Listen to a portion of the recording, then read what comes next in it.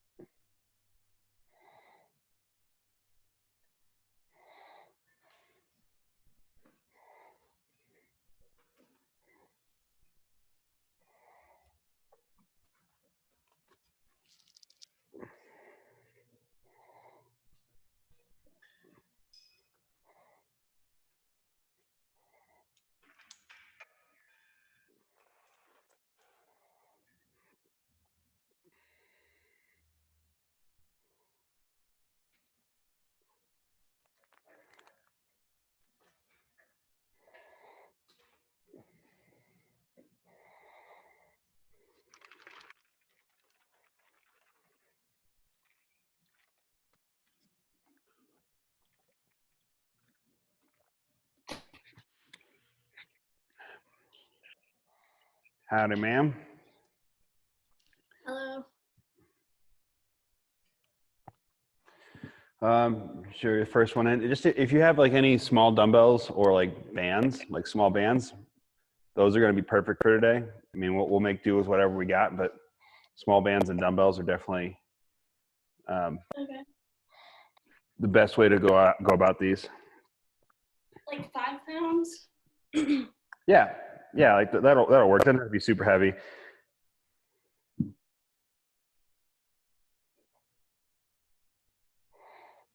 Oh man, Stouty just texted me. He's stuck on a call or something. He was going to jump in on this. Oh. See if we get any other takers.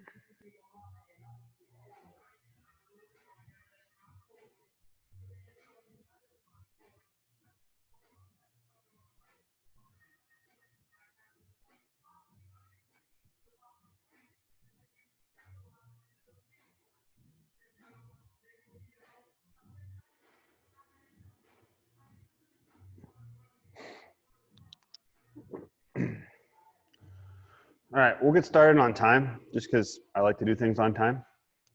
And if anyone else wants to jump in on this, they absolutely can. Let me kill this real quick.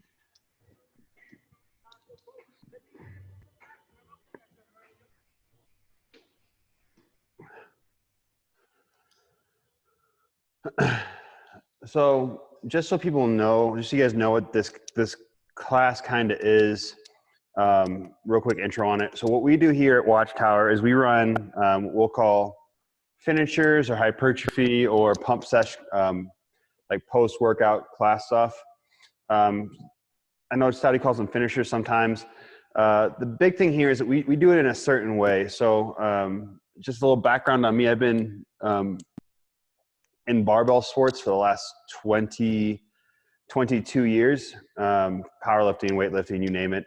And so this is where all the stuff kind of comes from. It's heavily related on the strength and conditioning field. And what you're going to see is there's three different things we kind of do here. There's actual hypertrophy work, and you're going to see that within rep ranges of like 12 to 20. you're going to see what we call blood flow work, which is just a crap ton of reps, just meant to pump blood into the muscle tissue around a certain joint. And then you'll see what I call joint work, which tends to be a little bit lower rep and a little bit heavier. I think people think a lot of times with some of the joint health stuff that you have to go like super light and super easy. And while controlled and positioning is really important, a lot of times, especially like with elbows and knees, if you don't add any load to it, you're not going to make any change. If you don't make any change, we're not really doing anything for those joints. So that's kind of what this class is. It's a combination of actual hypertrophy work, blood flow work, which is really good for post workout or post effort, helps recovery and helps add a little muscle mass to you. And then joint health work. So those three things are kind of what we're going to cover today in different formats. I kind of have this separated out into 6 major sections. So I want to take you guys over to the whiteboard so you guys can kind of see this.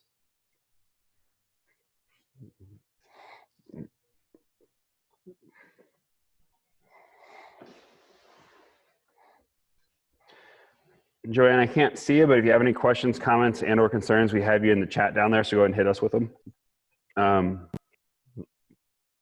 Thank you. You're welcome. So here's how this works, guys. I have this separated into back, hips, pretty much posterior chain, chest and shoulders. We're gonna go arms and elbows, knees, and then abs. And the reason why I throw abs on here is I think most people who want to get some hypertrophy training or some like strength in, train abs, I won't say wrong, but slightly incorrectly. I think a lot of people do like a massive amount of reps for their abs. Like they do like 100, 200, 300 sit-ups, which is great if all you ever want is abdominal stamina, but we want midline stabilization. And that midline stabilization comes from having strong abs, which means we have to train them like we would any other muscle with low reps, medium reps, and high reps. I kind of liken it to if you're going to train a 100-meter sprinter, you wouldn't have them run 5Ks every day. Same thing. If you're going to train a strong individual, you're not going to have them do nothing but high reps all the time. Sometimes you need to get heavy and hard. So I'm rolling around here. What we're going to do here is we're going to take a bit of each of these today. These are kind of like easy number, easy set type things. I'll go through each one. I'll do the upper body stuff with you and then try to explain the lower body stuff. Each one should be like 5 to 8 minutes worth of work. The way this is set up is that either it's going to be a time domain like this one here. Most of them aren't. Most of them are like 25 of something, 15 of something, 10 of something. And just so you guys can kind of get an idea, if it's 12 to 20, I'm trying to get some hypertrophy in there. If it's 20 plus, that's usually blood flow, maybe a little hypertrophy. And if it's less than 12, I'm probably trying to get some joint health for you. So we'll probably go back first, then we'll go hips and posterior chain. We'll go chest and shoulders, arms and elbows, knees, and then we'll finish off with abs because everyone likes finishing with abs. All right. So for this first one, it's 45 seconds of bandy pull aparts, or I'll show you guys how to do some reverse flies. Similar stimulus there between reverse flies and bandy pull aparts. So if you have a band at all, that's what I would like to see here. Bands and dumbbells. If you have dumbbells, that's fine too. So it's 45 seconds of bandy pull aparts, 15 seconds rest, 45 seconds of rows or face pulls, and then 15 seconds rest. And you're gonna go through that 3 times. Your goal here is just to get a crap ton of reps and get some blood flow pumping. We're doing this first. I think this is a nice way to get everything flowing pretty well. So I'll set you back over here.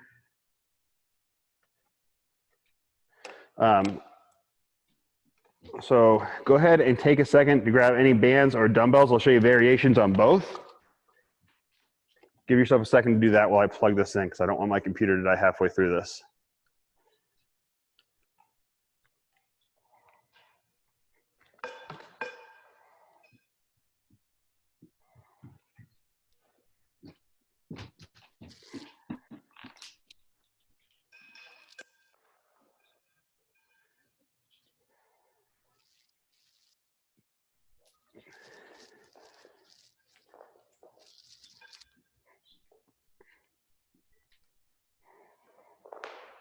All right. So guys, here's the thing. If you don't have some small bands, like you would use for like pull-ups or mobility at your gym, I highly suggest getting one. Here's why. I travel with one of these, and if you have nothing else, you can do some really cool hypertrophy and joint health work with nothing more than a small band. All right, I'm going to show you a couple different variations on this bandy pull apart. Now, the bandy pull apart is meant to get your back active, so you're really trying to keep your chest up high and pull with your scaps and back on these. So the typical way of doing these is grabbing wide on the band, keeping it kind of high, and then pulling down to your chest. Now, here's the deal. I don't want, when you guys come back in, there to be any slack. The name of the game throughout this entire class, throughout everything we do, is time under tension. So the more tension we can create and the more longer we can stay under tension, the more we're going to get out of this. So what we're going to do with that band, it's for 45 seconds, you're going to pull apart. And you're going to try to keep your arms straight. And think about, instead of pulling with your arms back, you're going to think about pulling with your back, your scaps, and trying to squeeze a pencil between your shoulder blades. So it'll be 45 seconds of that. Once you guys have 45 seconds of that, you're going to be 15 seconds rest. And then keep that same band, or get a different band, wrap it around something, whether it be a doorknob, a door frame, whatever you can get. And you're going to do bandy rows. Or dumbbell rows, that'll work the same. Just make sure it's a really light weight for the dumbbell row. And it's just going to be hands down at the side. Think about trying to almost point your thumbs towards the ceiling and pull to your chest. Same thing. We always want to be under tension. The other thing you can do here is if you feel like your shoulders need a little more work, instead of your mid-back, it's face pulls, which is kind of the opposite. I'm going to think about trying to point my thumbs down and pull back here. Elbows come high, kind of like that same elbows high and outside you would see for a snatch or a clean or a kettlebell snatch. But these are called face pulls. They get a little bit more of the rear part of the shoulder, the rear delt, teres, stuff like that. This one gets a little more mid-back. I'm a little more of a fan of this than I am of this. I think as CrossFitters, we get a ton of like rear shoulder work in, but not a ton of mid back work in because we have become so efficient at kipping. So we're going to play around with that. Any questions with the bandy pull aparts or the bandy rows before we do this first section? We're good. Steph, good to see you. Go from gymnastics to hypertrophy. You trying to get swole? Is this just so Stouty stops picking on you? Because if Stouty's picking on you, you let me know. He's tiny to me. I'll beat him up.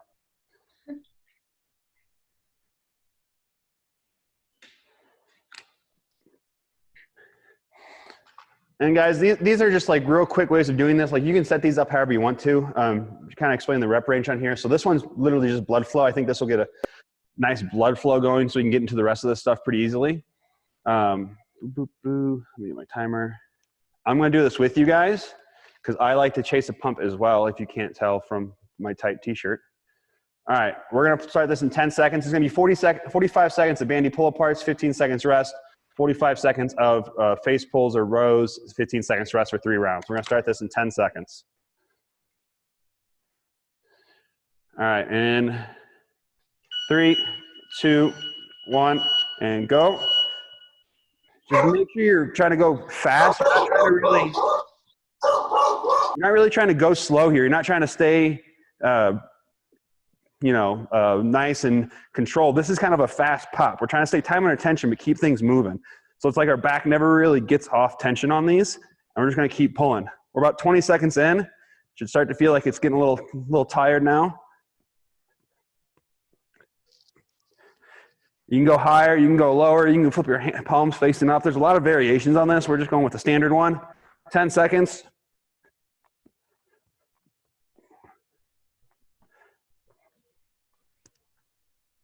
2, 1, rest. 15 seconds rest, and we're going into those face pulls or bandy rows. 3, 2, 1, and go. So with those bandy rows, same thing. Hands out wide, stay under tension, and keep that chest high. Like you're trying to point it towards the ceiling and really pull with the mid of your back. Your shoulders should almost be pulled away from your ears. You're just going to row. Or you can switch to those face pulls, go elbows high and outside, get the back part of that shoulder. Again, I'm more of a row guy. I think most people need more mid-back strength.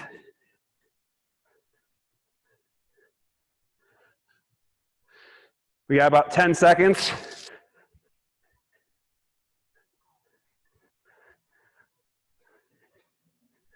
and rest. And we're going back to those bandy pull aparts. You can try switching up a little bit. If you guys want to go, instead of palms down, going palms up, feel free. Just kind of play around with how you feel. 2, 1, and go.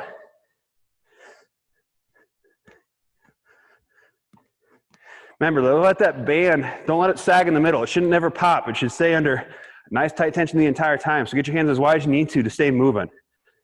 Again, this is just blood flow. No real rep scheme to think of. We're just kind of moving. So this is something I might do after a heavy back day. Like if we did a whole bunch of pull-ups or a whole bunch of pulling, a whole bunch of cleans where the front of my shoulders, or even push-ups where the front of my body is kind of wrecked. I'll do this again at the end to kind of get blood just soaked back into those that muscle tissue back there. And rest. And that's going to do a couple things. It's going to not only give me a nice tight t-shirt, it's also going to make the recovery on that a lot quicker.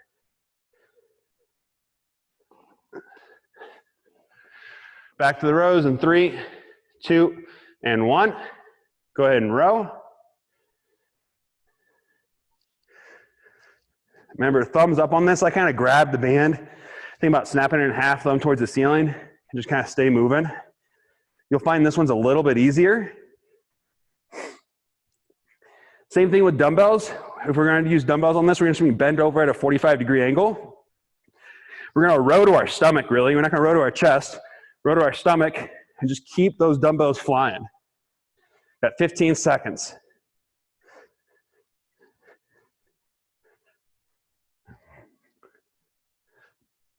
Five seconds. 3, 2, 1, and rest. You guys should start to feel that blood pump pretty good now. Should be kicking in pretty well. We have one more round of these. 2, 1, and go.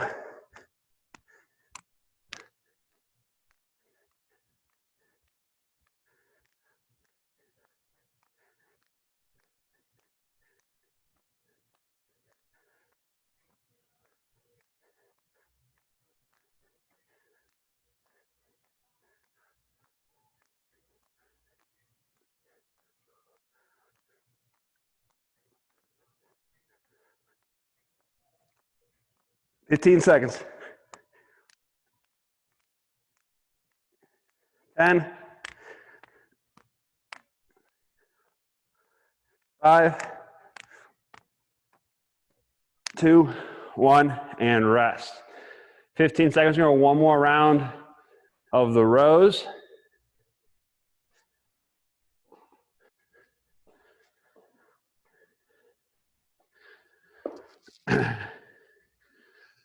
And go. Last set of rows. You can get wider, narrower, depending on how you're feeling. The wider you are in these rows with your hands on the band at least, the harder they'll get because the more tension you're creating.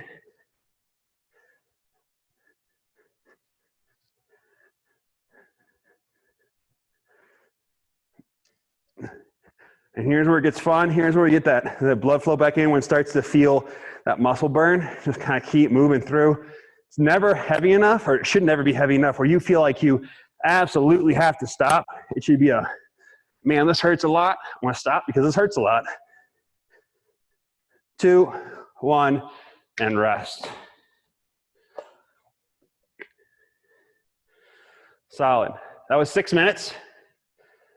Hopefully your shoulders and everything are pretty pumped up. Here's the thing, guys. I know it feels like you're overworking that kind of stuff. The truth is, bodybuilders and powerlifters have been using that for years to recover from heavy sessions. So the best benchers in the world will do that after a bench session. Not because they're trying to get stronger with it, because when we flood that muscle tissue with new blood, with tons of blood, that's where recovery happens. That's where we start to get a little bit of that inflammatory response that kind of kicks everything back into a good position, okay? Any questions on that first part? Everyone feeling pretty good? Maddie, you look like you're having so much fun right now. Just like smiles all day. Steph, she's one of yours, right? She always like this, always super smiley. Her mom did it with her. Was that yesterday? Mom kicked in yesterday. It was awesome. Lori, right? Cool. All right, guys, so that's one way to do back. And each week we'll throw this out there and we'll do different ways of doing it. This week we did blood flow with the back because I think it's a nice way to get started. Now we're going to do hips. And here's the fun part about hips. I'm not going to do them. So I get to sit here and watch you guys do them. So here's what I want. If you guys have that band, awesome. What I want you to do, based on the tension, if it's kind of a light band, we're going to put it around our ankles. If it's kind of a heavy band, we're going to put it just above our knees. But either way, we want it about knee width or hip width. If you make a circle with it, it should be about hip width, all right? Because we're going to, or if you have a hip circle, that's great. We use a ton of hip circles, all right? And so what I want you guys to do is have a set of dumbbells or a barbell, either one works, set of dumbbells and a hip circle. Give you guys a second to keep that in. Now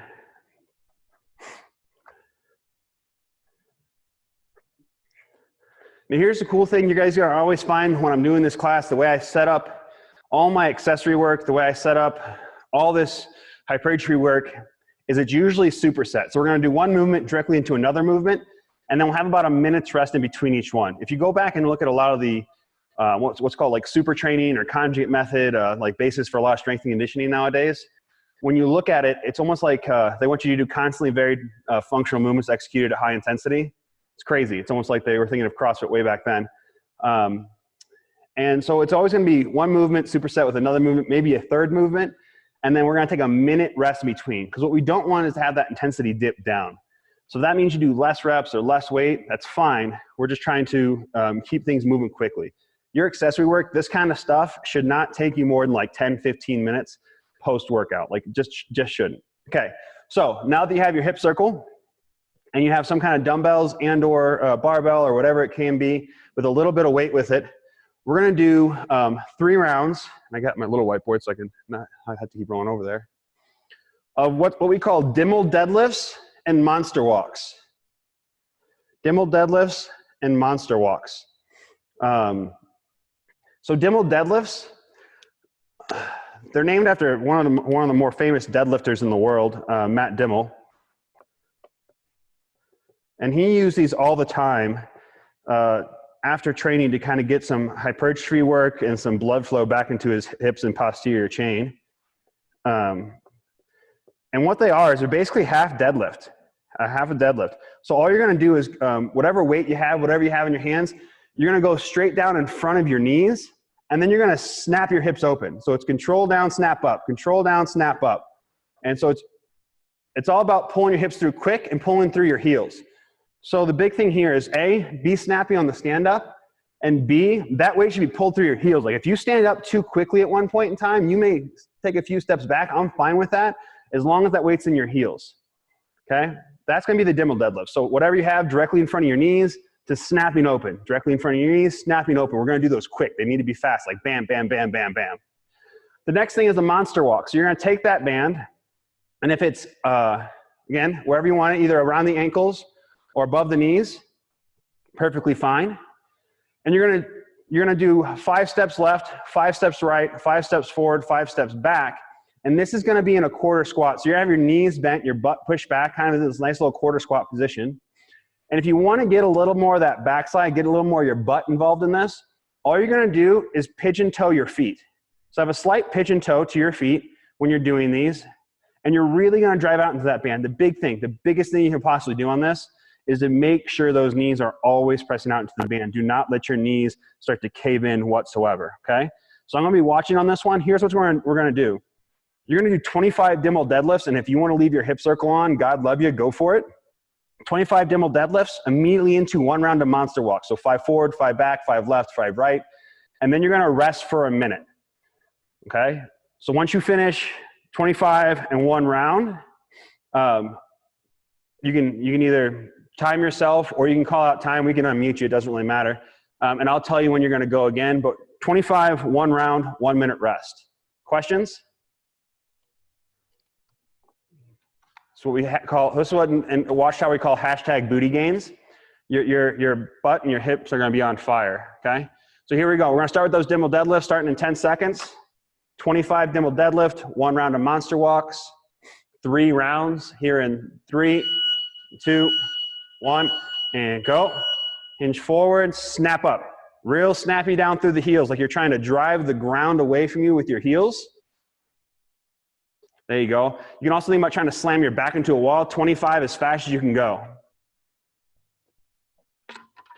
Looking good, guys, looking good. If you're an athlete, if you play sports, this is something you should do regularly. Absolutely, this is some nice posterior chain hypertrophy, some blood flow. It's also great for posterior chain stamina. So if you're in a sport like soccer or something like that, it'll be really good for that. Rugby is another one. So Matt, you really try to twist your knees out into that band. Like really think about trying to, like, yeah, if you're trying to push your knees apart, not push your feet apart. 5 steps forward, 5 steps back, 5 steps left, 5 steps right. Steph, those are beautiful.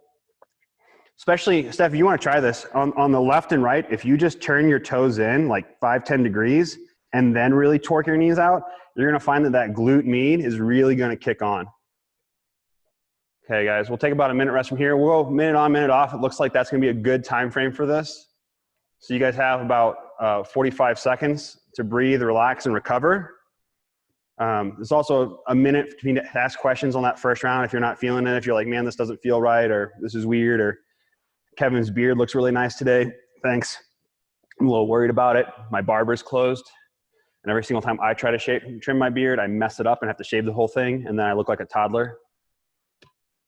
Also, Stouty shaved his beard and I'm pissed. A man who shaves his beard for a woman deserves neither.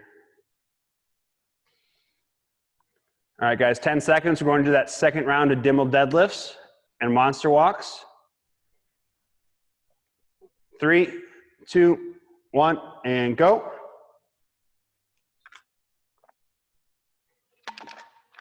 Those legs should stay pretty straight. This should mostly just be a hinge at the hip. Snapping those hips open. Especially with that band on, it's gonna get gnarly.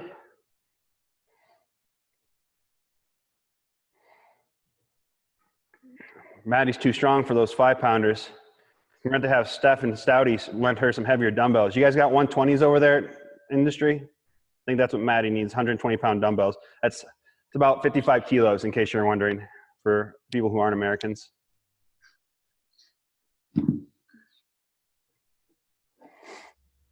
I know Stouty wants me to record this for him. What I would do for this for a seated athlete, in case you're wondering, so Stouty can watch this later, is do deadlifts, do partial range of motion deadlifts where you can go really quickly. Loop this in half, Stouty. Put your hands on the wall and you're just gonna go 5 left, or 5 right, 5 left, 5 up, 5 down with tension across the shoulders. So that's a nice way, that's a monster walk for a seated athlete. It's a really good way to keep the shoulder tight, making sure it's pulled back. 45 seconds, guys, we're going into round 3. This is something you may do for like 4 or 5 rounds, but like again, first class, I'm just introducing you to this stuff, and we have 4 other sections to go through. I think from here on out, we'll take some feedback on this, but we'll kind of centralize this kind of hypertrophy work to what we've already done the previous week, because a lot of this stuff is really good for recovery. I think you guys are going to find that tomorrow you'll feel a lot better than you thought you were going to after so much work today of this class. It's really crazy. People always argue with me, like, this is way too much, and then the next day they feel great, and they're like, you kind of know what you're doing. And I was like, not really, it's all guess. 10 seconds. Last round of this, Dimmel deadlifts. In 3, 2, 1, and go.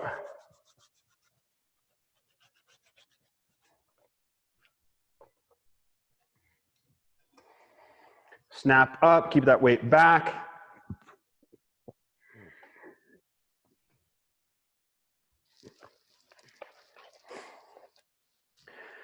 Kick through those pretty quickly.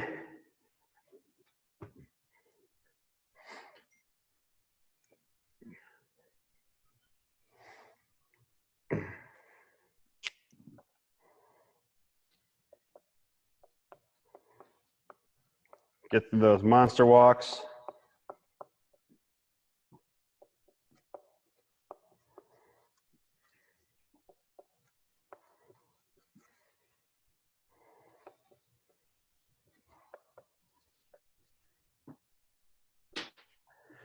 Solid. Looking pretty good. How you feeling there, Steph? We just started. We still have a whole bunch of stuff to do. Now, I will say I started with the big movers, and we're going to get smaller and smaller, so it shouldn't be as crushing after this. It's going to feel like a really good burn and a lot of blood flow, but it's like those first two are just big muscle movers, and so it's going to feel kind of crazy, almost like you're breathing too hard. That's good. Guys, any questions, comments, concerns on that? Again, just 2 movements you can do for like posterior chain, hip, health, and function. You do that a couple times a week, and your deadlift, squat will shoot up. If you're having any like hip or knee pain, that'll help a ton. So just kind of, you know, each week we'll throw some more stuff at you. These are basically my favorites.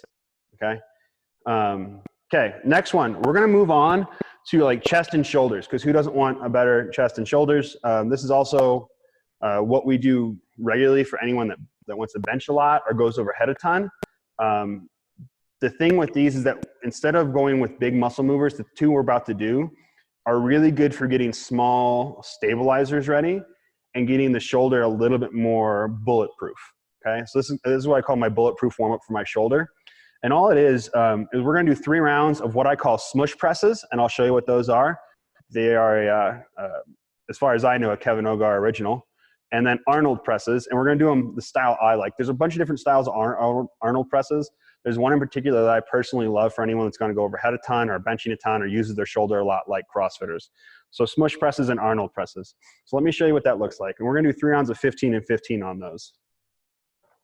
So here's the thing, get something super light.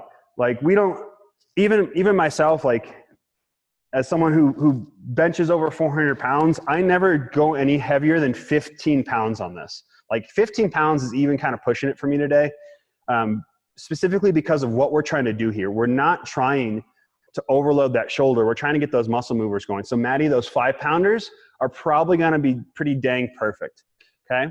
So the smush press, here's how it's gonna work. If you have dumbbells, you're gonna line up the heads so they kind of connect together. And the big thing about smush presses is that our elbows always stay together. So a lot of people will mess this up because they'll start to press and they'll do this and they'll let their elbows separate. But the whole point of this is to keep that pec minor and the rear part of the shoulder and lat engaged. And to do so, we're literally smashing, trying to press together the dumbbells. So we're not just kind of pressing up and letting them rest against each other. We're actively pushing in on them. All right. And so what's going to look like is 2 dumbbells together. You're going to get your elbows as close as possible and you're going to push. Now notice, I'm only moving like 2 or 3 inches on this. That's fine. That's all it's gonna take. So Maddie, see how your elbows are kind of in a V? I want your elbows actually touching. And trust me, if my immobile butt can get, yes, there it is, elbows touching. If you wanna use no weight, some plates, some small plates, whatever you wanna use, as long as there's pressure in and you're pressing up. So you're gonna start with 15 of those. Now here's the deal about the Arnold presses. Here's why I call them Kev style. So an Arnold press is basically taking a dumbbell with your palms facing in, rotating and pressing, which is all great. It's good. But again, I want to get more of that rear shoulder. So we're going to start below our chin. We're going to rotate out to our hands are now facing forward. And then we're going to press up in one smooth motion. So it's out all the way and up, out all the way and up. So the dumbbells will touch at the bottom. The dumbbells will touch at the top. And you'll do 15 smush presses and 15 Arnold presses. Now, if you watch my hand one more time, you'll really notice that it's a big rotation. I'm thinking about pulling the dumbbell back, not by rotating it, but by squeezing my shoulder blade. My shoulder blade is rotating the dumbbell, and then I'm pressing up, all right? And what that does is it puts this preset in the shoulder of we're gonna press with the rear part of our shoulder. Our rear part of our shoulder gets active, and then we're gonna press with it. And so you're gonna feel that a lot. You're gonna feel a lot more in the back part of your shoulder if you're doing it Kevin style than if you would with like a standard Arnold press, okay? So here's what we're gonna do. We're gonna do 15 smush presses, 15 Arnold presses, rest a minute. We're gonna do it 3 times, okay? Any questions, comments, and concerns on this? I'm gonna sit here in front of you and watch while I do it so I can kind of see. Joanne, that's a great, I love the fashion statement. Oh, water jugs. So for the Arnold presses, those are great. For the smush presses, all I want you to do is palms together, elbows together, and think about trying to push in and move, okay? Because I don't think those weights are just a little too bulky for us to get into a good position. The big thing, I can't stress this enough, elbows must stay like this for the smush presses. Do not let them even come slightly apart, okay? All right, here we go. We're gonna start with 15 smush presses. 3, 2, 1, and go.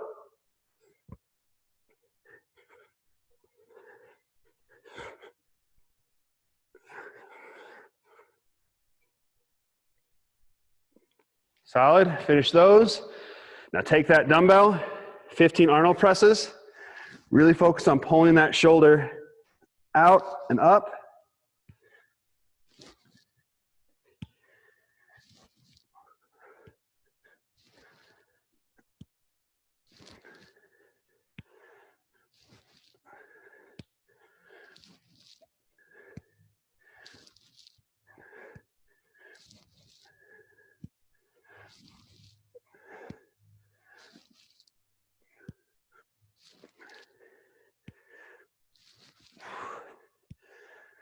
Hit those 15 and bring it back down. So that's the big thing there, guys.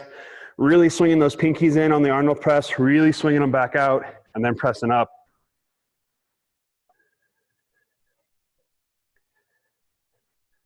Looking good, guys. And Steph, don't make it a two-part move. You're kind of like out, pause, up, pause. Think about swing and press.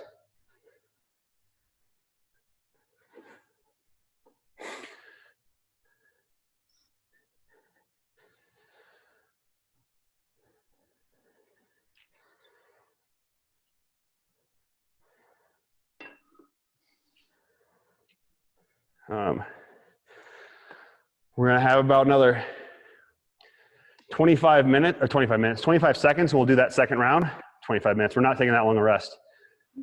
So like sometimes with this stuff, guys, 1 to 2 minutes at most, especially for this accessory work, because you shouldn't be going so heavy on a lot of this stuff that you need more rest than that. And really it's that force equation, force times distance over time. When we can keep the force and distance at a certain level and drop the time down by just decreasing the amount of rest, we'll get a lot more out of this stuff. And you see literally the strongest guys in the world, people who squat 1,000 pounds, follow these kind of principles. And it works really well for them. So it's gonna work well for us too. Here we go. We're gonna start round 2 in 5, 3, 2, 1, and go.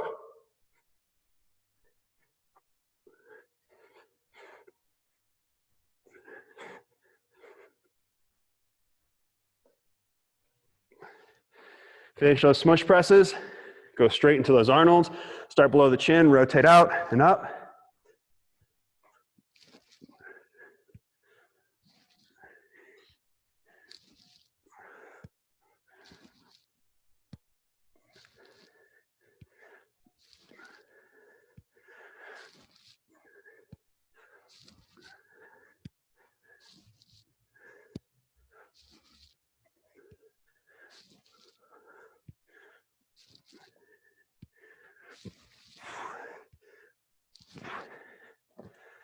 Cool.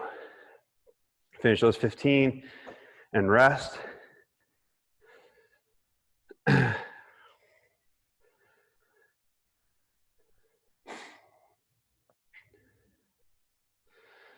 There's a fun little bit of trivia for you. So I get this question a lot when we use this at the gym. They're like, Kevin, you're a CrossFit gym, you're on CrossFit staff, you truly believe in the CrossFit methodology. Why do you teach hypertrophy and sometimes isolation movements? And here's the trick question. Where in the CrossFit curriculum does it say not to use isolation movements? And the answer to that is nowhere. It actually never says that. In fact, what it says is just don't use it for the bulk of your training. Isolation movements, physical therapy movements, things like that are good. They're awesome. They just shouldn't make up, like this stuff we're doing today should not be the basis for your program. It should be an afterthought or an after workout type of thing to shore up holes in your health and wellness. So just a fun little bit of trivia. All right, guys, last round in 5 seconds. 3, 2, 1, and go.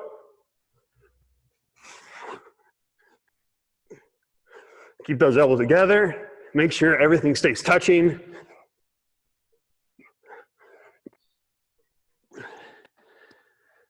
And then go straight in those Arnold presses. Nice, Maddie.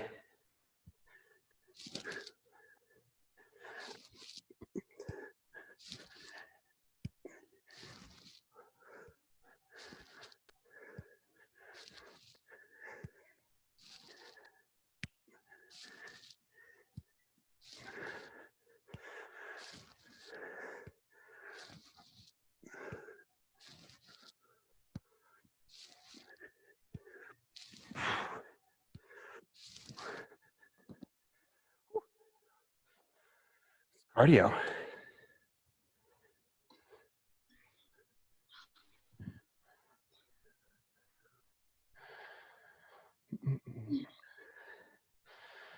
All right, guys, breathe. Again, it's another 6 minutes. All these are about 6 minutes, and any one of these we've done can be by themselves an add-on after class by just adding like an extra round or two. Like a lot of times when I program this stuff, it's 4 to 6 rounds instead of 3, just to get some work in, okay? Any questions on that one? How the back of your shoulders feel? Feeling pretty good? Were you guys feeling those Arnold presses back there, or were you feeling them more up here?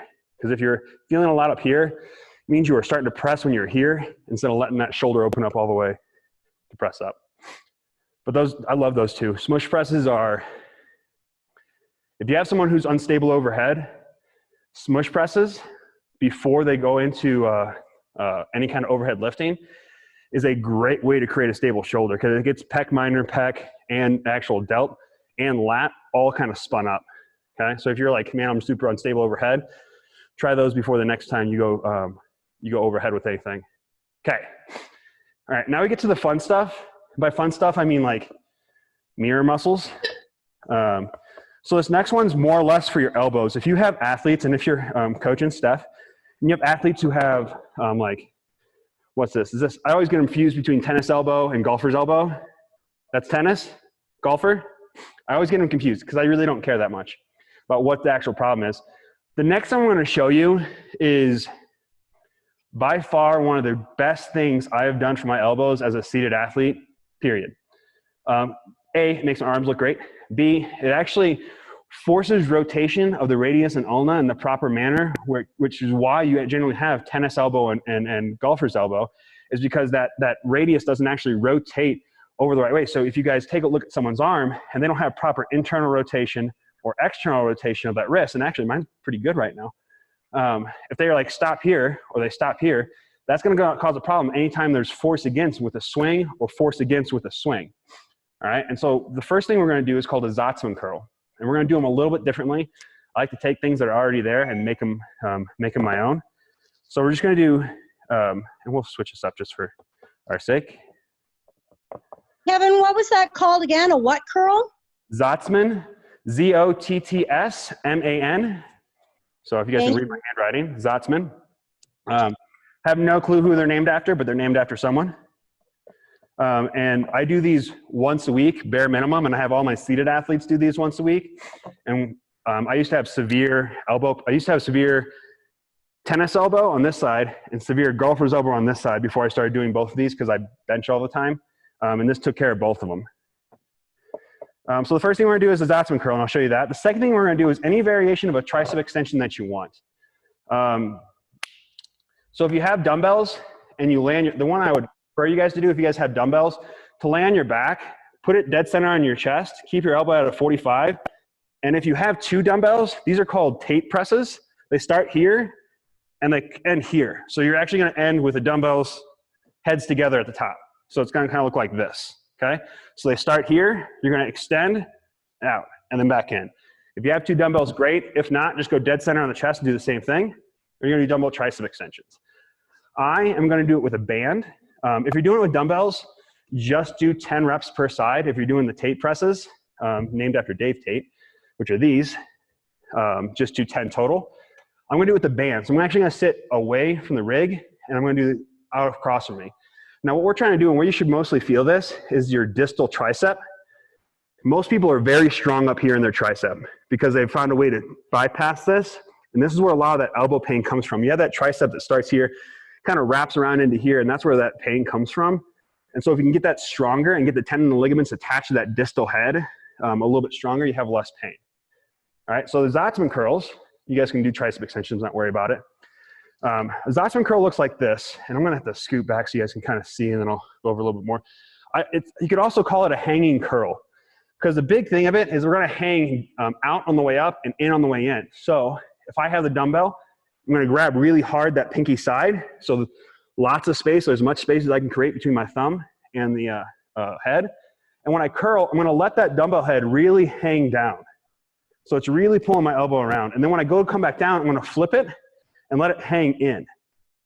So it's out on the way up, in on the way in, but I want you to know something. When I go down, I'm not doing this.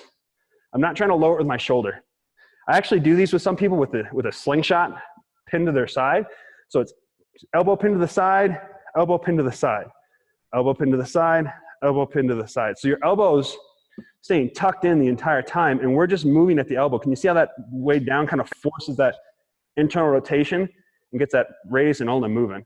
So what you're gonna do is if you have two dumbbells, you're gonna go up, down, up, down, up, down, and kind of go back and forth till you have 6 on each side. When you finish that, immediately go into your tricep extensions. Any questions? The Zotzman curls are a little weird. I'm gonna sit right in front of the screen so I can see you guys.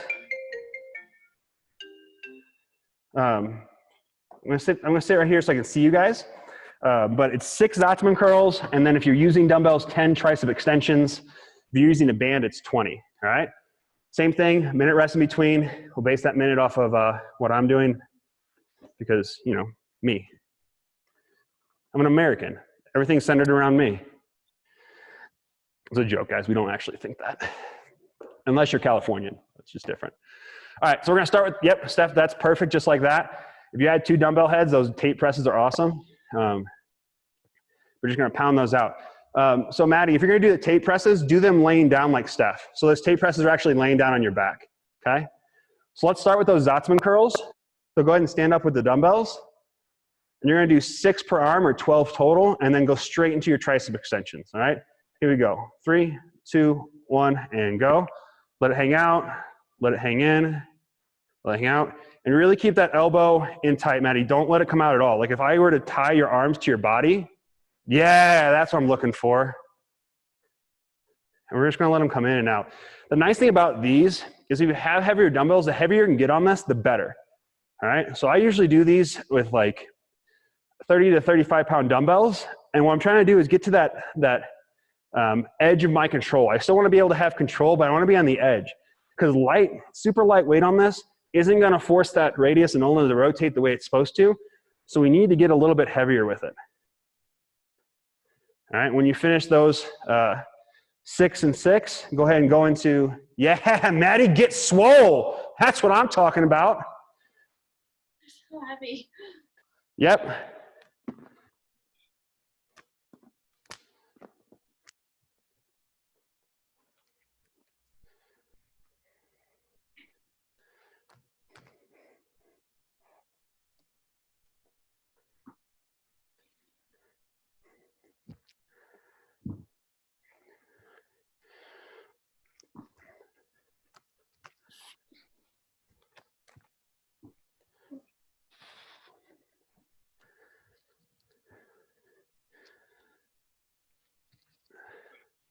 And then rest a minute. So Maddie, when you're doing those, look up real quick. You're trying to press up. I want you to think about trying to go from a knuckle bump to thumbs. Knuckle bump to thumbs. So almost, so you're doing them, so watch my dumbbell real quick. So you're coming here, you're starting here, and then you're trying to press them up like that. I want you to think about letting them spin out. So the dumbbell is actually rotating around your hand, okay? So try that one more time. So think about both heads touching. Yes, that's what I'm talking about. Beautiful. Solid. All right, let's go back into those Zotzman curls. And again, nice and heavy. Grab that pinky side and really let them rotate. Ready? And go. Let them rotate out. Let them rotate in.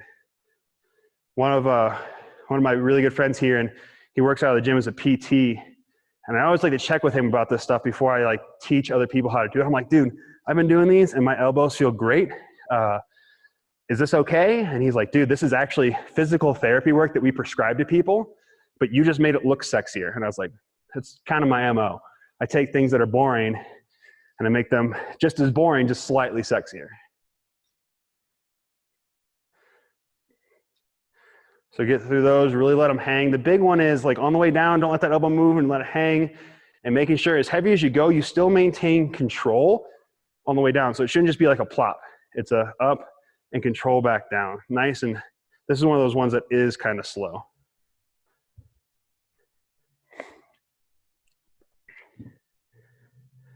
One other way to do tricep extensions is overhead. You can just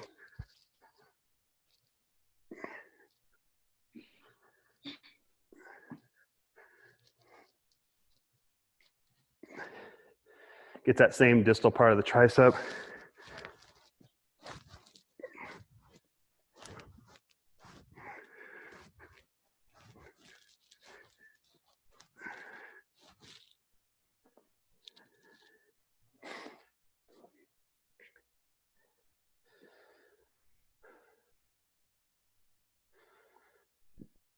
Get through those 10. We're going to one more of these guys. And be thinking about this because we have about, look at my clock, about 13 minutes left. I want to leave a little time on the back end for questions and comments. So you guys get a choice. We'll do one more round of this.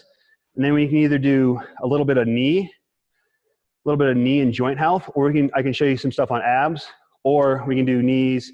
And then if anyone wants to stay on a little bit longer than an hour, we can do abs too. Up to you guys. Think about it for now. Don't answer yet. Let's do this last set of Zotzman curls. So Steph, these are things like this. Show Stouty. His elbows will love him for this. All right, go ahead and go. He was supposed to be on this. So I had this whole thing planned out and have extra things for him to do. And then like 5 minutes before we started, he's like, oh, I can't make it. I have like a business call. Trying to keep a gym open during a quarantine.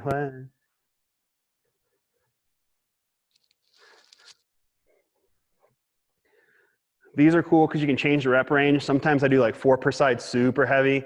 Sometimes I do like 12 per side super light. It's all depending on how you feel that day and what you're going through. That's a whole nother topic of conversation.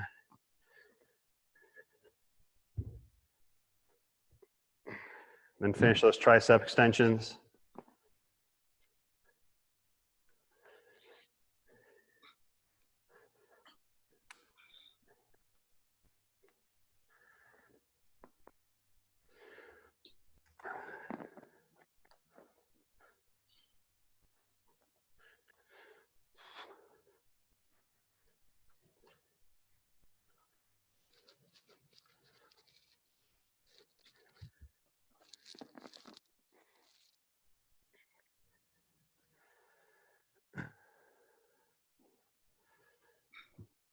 Okay. Finish that. Arms should feel pretty pumped up. Maddie, looking great. Boom, super swole. Again, love those two. I do those all the time. Arms and elbows will really thank you for that. And like if you have tight wrists, those Zotzman curls, if you use heavy enough weight, will really loosen up your wrist so you don't have as much like wrist soreness when you go overhead too. Lots of great stuff about those. All right, we got about 10 minutes. Your choices are either abs by themselves, knees by themselves, or if you guys don't mind going over by like 5-10 minutes, abs and knees. Completely up to you guys. If you're unmuted, go ahead and say it. If you're muted, go ahead and click, just send a chat and say, Steph says both. I'm good with whatever. Maddie's good with whatever. Joanne, do you have any time constraints that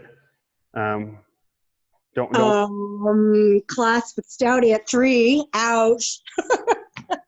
You'll be nice and warmed up. What is it? Oh, yeah, it's right here. And then she needs a pee break. Thank you very much, Kevin. What's that?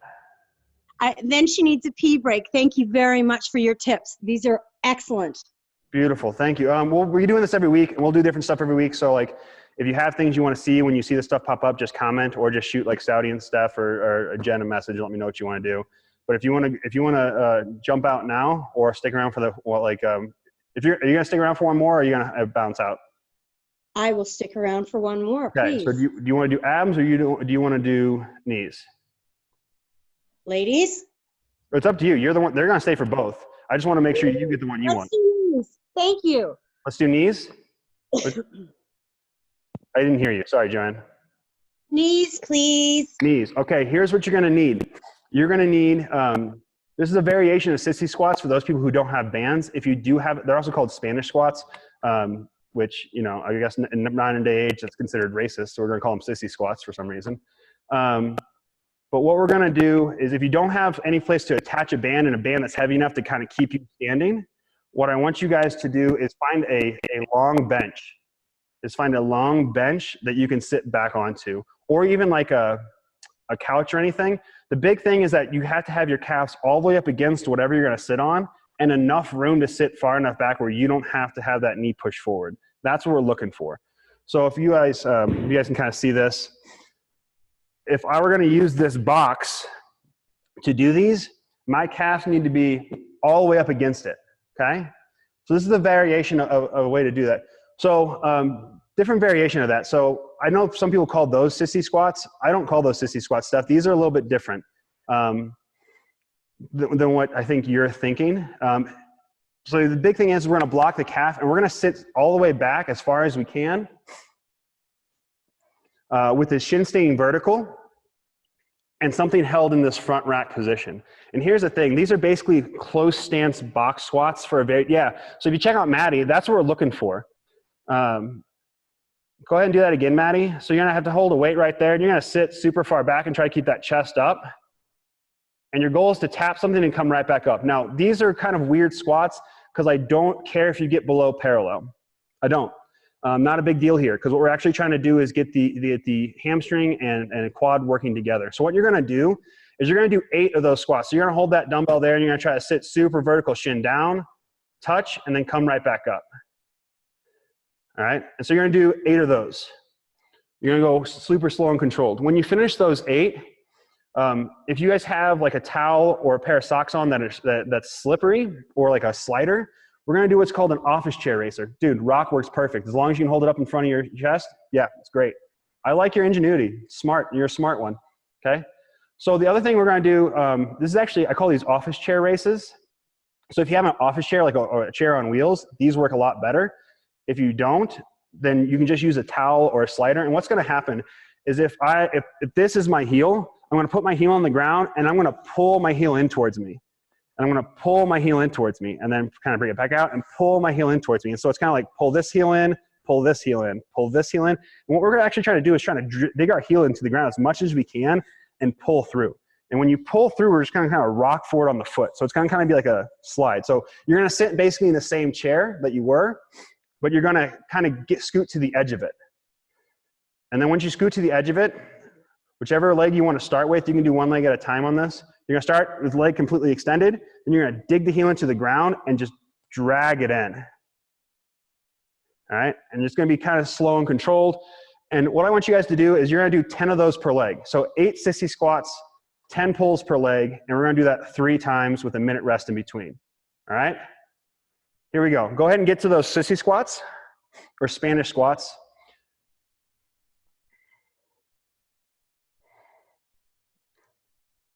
And go ahead and go. You're gonna do 8 of these, nice and controlled. Tap and stand back up. Nice vertical shin. Try to keep that chest up high. So Steph, I know the sissy squats you were talking about. When I first started lifting, that's what you used to call those. And then we used to get in trouble all the time because the bad squat was named after women. And so we switched it and called these sissy squats because they gave you a nicer butt. And we thought that was just as funny. When you finish those 8, go ahead and get that. Yeah, you have a slider, that's perfect. Really think about heel down and dig and scoop through. So when you come out, that toe should be pointed towards the ceiling, and then as you rotate back, it's gonna rock into the ground. You're gonna do 10 of those per side.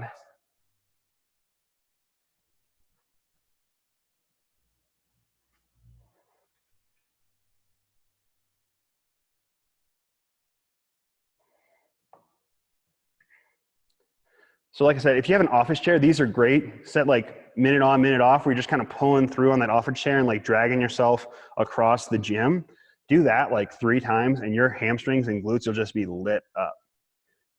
10 of those pulls per side, and then go ahead and rest.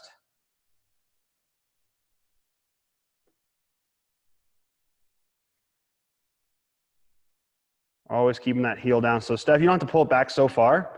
Just kind of get it back to where like your heel just slightly comes off the ground. Yeah, and then back out.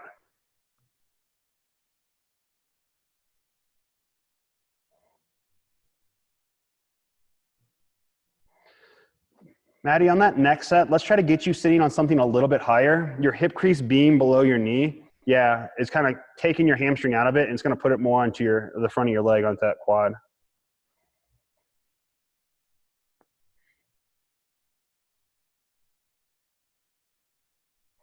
Solid. When you finish 10 of those, go ahead and relax.